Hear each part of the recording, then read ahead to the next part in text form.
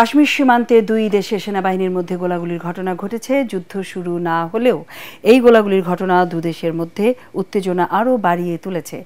এদিকে পেহেলগামে হামলা চালানো জঙ্গিদের ধরতে কাশ্মীর উপত্যকায় চিরুনি তল্লাশি চালাচ্ছে ভারতীয় সেনাবাহিনী।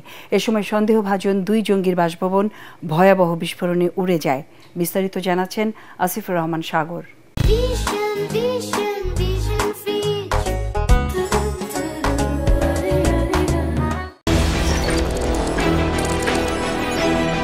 যে আশঙ্কা করা হচ্ছিল গভীর রাতে তা সত্য প্রমাণ করে গুলির শব্দে কেঁপে উঠল কাশ্মীর উপত্যকা।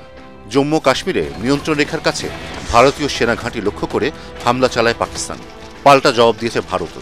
তবে এখনো পর্যন্ত হতাহতের কোনো খবর পাওয়া যায়নি। কাশ্মীর সীমান্ত জুড়ে এখন টান টান উত্তেজনা বিরাজ করছে। যে কোনো সময় যুদ্ধ বেঁধে যাওয়ার আশঙ্কাও দেখা দিয়েছে। এদিকে কাশ্মীরের অনন্তনাগ জেলায় ভয়াবহ বিস্ফোরণে উড়ে গেছে দুই জঙ্গির বাড়ি। ভারতীয় সংবাদ মাধ্যম এনডিটিভি জানিয়েছে দুজনই যুক্ত ছিল সন্ত্রাসবাদী সংগঠন লস্কর-ই-তৈয়বার সঙ্গে। এদিকে ভারতীয় সেনাবাহিনী বলছে এই দুই জঙ্গি পেহেলগামে সন্ত্রাসী হামলার ঘটনার সঙ্গে জড়িত ছিল। বৃহস্পতিবার রাতে আসিফ শেখ এবং আদিল হোসেন ঠোকর নামের ওই দুই জঙ্গির বাড়িতে বিস্ফোরণ হয়। ভারতের সেনা সূত্রে বরাতে আনন্দবাজার পত্রিকা বলছে দুই জঙ্গির বাড়িতেই বিপুল পরিমাণ বিস্ফোরক মজুদ ছিল।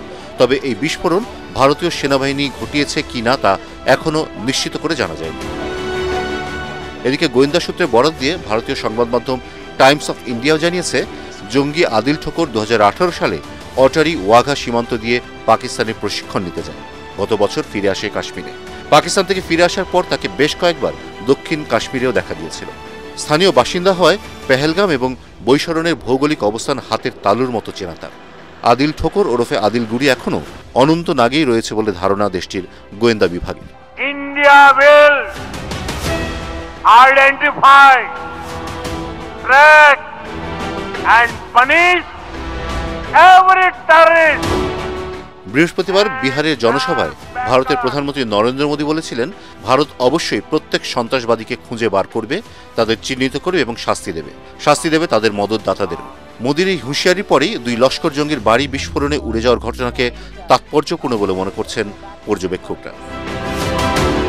এদিকে জঙ্গিদের গ্রেফতারে গোটা উপত্যকায় চিরুনি তল্লাশি শুরু করেছে ভারতীয় সেনাবাহিনী।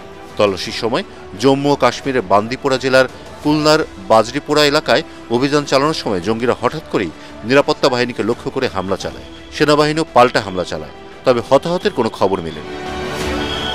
আসিফুর রহমান সাগর, এটিএন বাংলা।